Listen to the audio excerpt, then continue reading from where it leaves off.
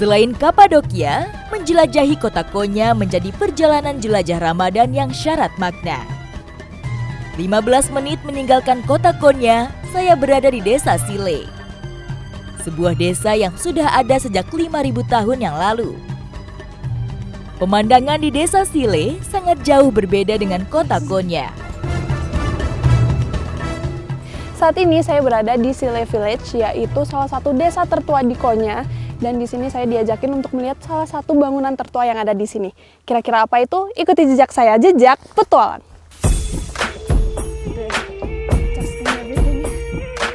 Sebagai desa tua di Konya, Desa Sile menyimpan banyak sejarah di masa lalu. Karena sudah melewati berbagai era, mulai dari era bangsa Romawi, Seljuk, hingga Ottoman. Dan kini, Desa Sile perlahan berubah menjadi desa tujuan wisata dengan segala daya tariknya. Bersama Tukba, sahabat saya dari pemerintah kota Konya, saya akan menjelajah lebih jauh bentang alam Desa Sile. Jadi di Desa Sile ini pada zaman dahulu memang banyak sekali orang datang dan bersembunyi. Jadi mereka membuat rumah-rumah semacam goa di batu-batuan di gunung. Cuman yang ada di sini itu bukanlah rumah karena rumahnya itu ada di gunung seberang sebelah sana. Tapi ini juga dibikin sama orang zaman dahulu untuk bersembunyi. Jadi antara dari orang-orang Roma ataupun juga berlindung dari hujan. Ini ada tempatnya kecil sekali, mungkin hanya cukup 2-3 orang aja. Gua kecil mirip Gua Kurcaci ini adalah satu dari ratusan gua yang ada di Sile. Gua-gua ini sudah tidak lagi dihuni, benar-benar ditinggal begitu saja.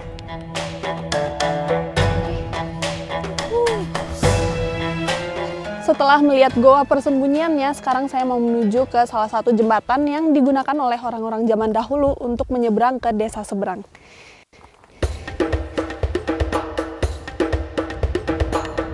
Perjalanan saya terus berlanjut menuju jembatan setan yang sudah di depan mata.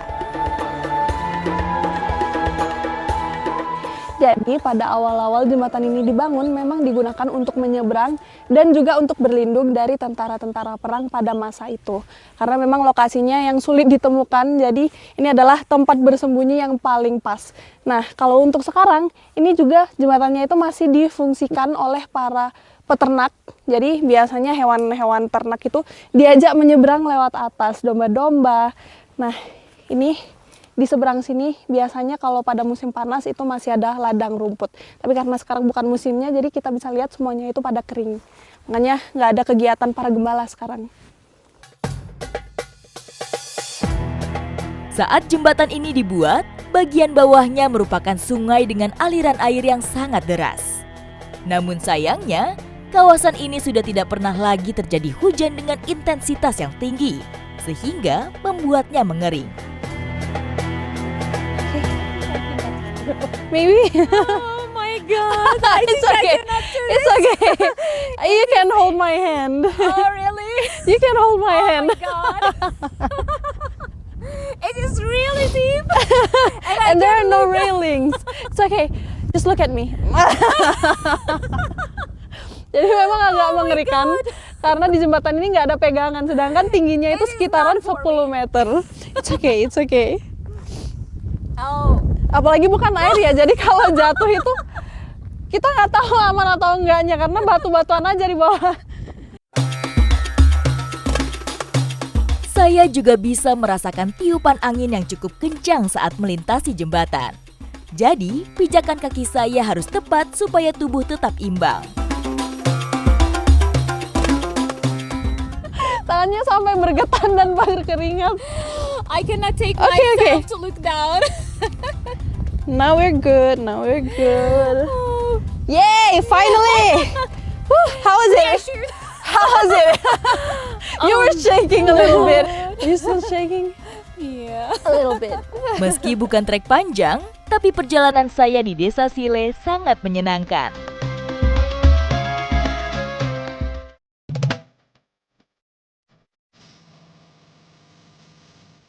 Puas melintasi jembatan setan di Desa Sile, saya bergeser ke distrik Beysehir.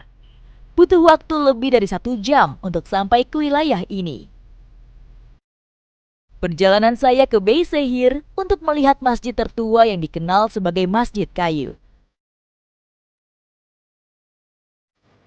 Petualangan saya di Beisehir diawali dengan mengunjungi masjid tertua yang ada di sini, yaitu Eshrefolu Jami. Ikuti jejak saya, jejak petualangan. Eshrefolu Jami, masjid yang dibangun pada abad ke-13, yaitu atas perintah Sultan Sulaiman Bey di masa dinasti Seljuk. Ornamen dalam masjid didominasi oleh kayu. Hal inilah yang membuat masjid ini mendapat julukan Masjid Kayu. Eshrefolu Jami merupakan salah satu dari 5 masjid yang dilindungi oleh UNESCO karena pilar-pilar kayunya yang masih original. Tidak hanya pilar-pilar kayunya saja yang mengesankan, tapi mimbar kayunya pun sangat mencuri perhatian. Mimbar kayu ini dibuat tanpa ada bantuan paku, hanya berupa susunan kayu pinus yang kokoh. Di sebelahnya terdapat gapura mozaik yang memukau dengan aneka motif yang memadukan aneka pola geometris. Yang saya sadari, dalam masjid ini didominasikan oleh warna Tosca yang merupakan ciri khas warna Turki.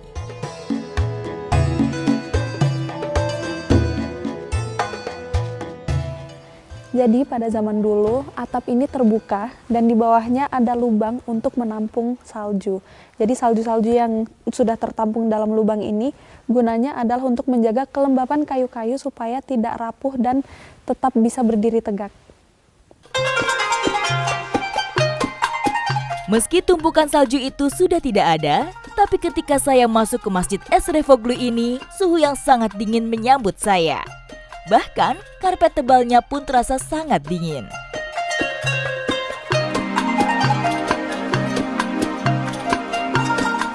Ini di area pintu masuk masjid, meskipun sudah ada pintu baru, namun tidak menghilangkan pintu aslinya, yaitu yang ada yang di belakang saya. Jadi ini pintunya double gitu ya. Cuman yang ini masih dipertahankan keasliannya, masih dijaga. Ini juga terlihat sangat kokoh. Lebih dari 90% keaslian masjid ini masih terjaga dengan baik.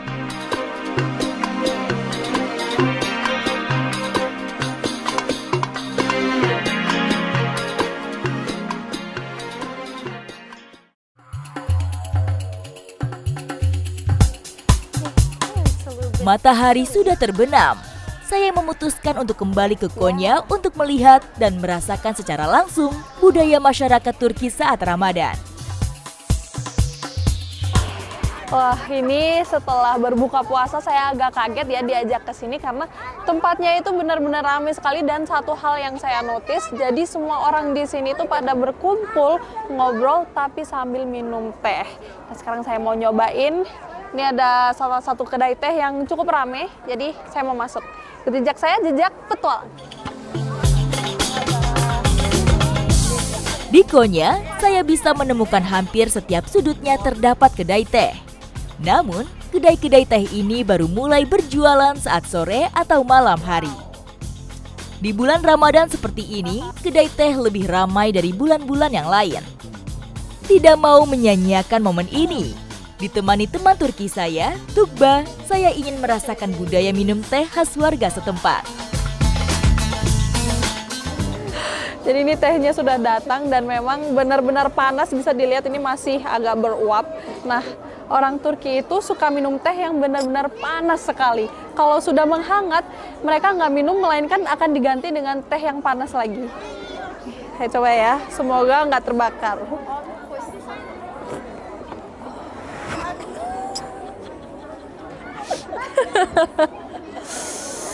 Memang panas banget sih, berasa sedikit ngilu di gigi karena memang nggak terbiasa minum teh panas.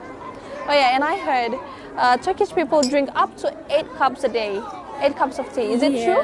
Yeah, it's right. Wah.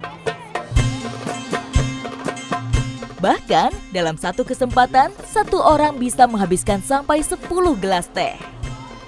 Teh yang biasa dikonsumsi adalah teh hitam tanpa gula. Kebiasaan seperti ini sudah dilakukan secara turun-temurun. Bagi masyarakat Turki, minum teh bersama-sama seperti ini diyakini dapat mempererat silaturahim.